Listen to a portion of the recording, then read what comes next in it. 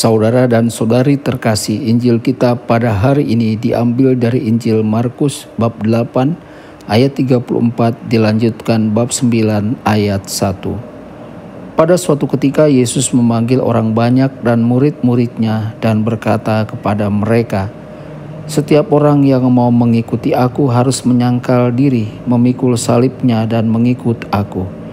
Karena barang siapa mau menyelamatkan nyawanya, ia akan kehilangan nyawanya.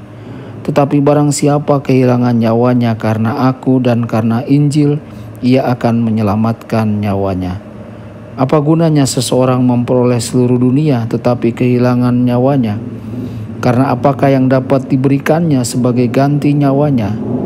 Kalau seseorang malu karena aku dan karena perkataanku di tengah-tengah angkatan yang tidak setia dan berdosa ini, maka Anak Manusia pun akan malu karena orang itu apabila ia datang kelak dalam kemuliaan Bapanya diiringi malaikat-malaikat kudus."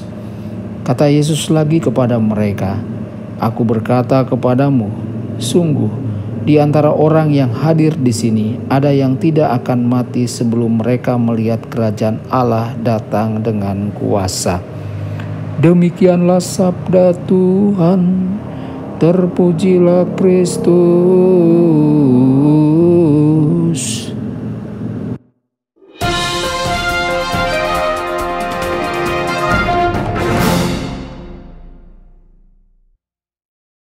Saudara dan saudari terkasih, dimanapun Anda berada, jumpa lagi dengan saya Romo Tedens dalam saluran Warta Kabar Sukacita. Semoga Anda semua dimanapun berada senantiasa dalam keadaan sehat dan bahagia. Salib telah menjadi simbol besar kekristenan sejak pertama kali membawa tubuh Yesus di Kalvari. Namun kita harus ingat bahwa salib dalam bentuk 2 potong kayu hanya datang di 3 jam terakhir dari kehidupan Kristus. Para mistikus memberitahu kita bahwa salib ada sejak saat pertama inkarnasinya. Saudara-saudari, 2 salib menanti kita masing-masing dalam hidup ini. Salib dunia dan salib Kristus. Kita haruslah memilih. Salib dunia memiliki daya tarik yang berbahaya, tampaknya sebagai jalan pintas menuju kebahagiaan dan pada awalnya mudah dibawa.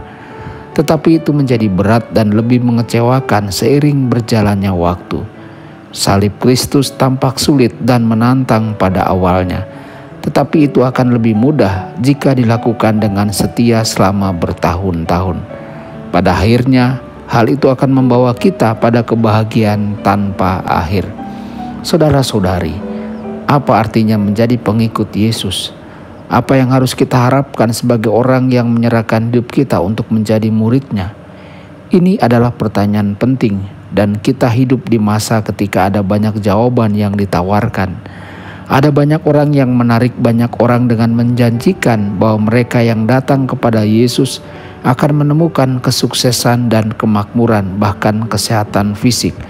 Ada orang lain yang berjanji bahwa jika Anda datang kepada Yesus, Anda dapat menemukan tujuan dan makna hidup, dan akhirnya belajar untuk mencintai diri sendiri. Memang benar bahwa kehidupan Kristen adalah kehidupan yang penuh makna dan tujuan, dan juga benar bahwa mereka yang mengikuti Kristus dan percaya kepadanya diberkati. Tetapi mungkin tidak seperti yang diharapkan banyak orang. Sayangnya banyak yang datang kepada Yesus dengan pemahaman yang sangat salah tentang apa arti mengikuti Dia.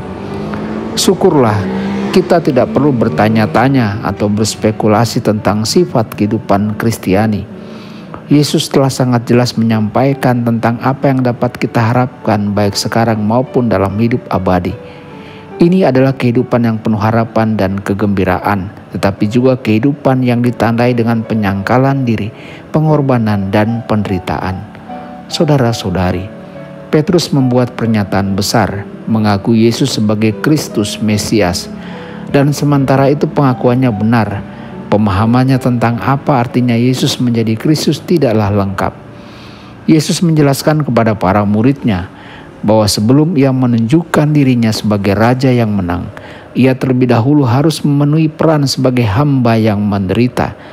Dan sementara para murid tidak memahami penderitaan Yesus, Yesus menjelaskan juga bahwa Dia tidak hanya harus menderita, tetapi mereka yang mengikutinya juga harus menempuh jalan penderitaan. Saudara-saudari, penting untuk diketahui bahwa perintah Yesus ini tidak terbatas pada 12 muridnya, tetapi juga untuk siapa saja yang mau menjadi muridnya dan mengikutinya. Panggilan untuk menyangkal diri bukanlah panggilan untuk membenci diri sendiri atau menolak diri sendiri, tetapi panggilan untuk mencari Kristus dan jalannya, serta kemuliaannya di atas diri sendiri. Sementara sifat kita adalah menganggap diri kita dan keinginan kita sebagai yang tertinggi. Sebagai pengikut Yesus, kita dipanggil untuk mengejar Dia di atas segalanya. Sebagai orang-orang yang ada di dalam Kristus, kita harus berusaha untuk mengasihi Dia di atas segalanya, bersedia menanggung pertentangan apapun yang mungkin ditimbulkan oleh komitmen kita kepadanya. Tetapi kita dapat bertahan dengan harapan mengetahui bahwa ada sukacita dan hidup kekal bagi semua miliknya. Tuhan Yesus memberkati dan menyertai Anda semua. Sabda Allah adalah kebenaran. Sabda Allah adalah kehidupan. Mari kita mencintainya, mari kita menghayatinya, ya Tuhan.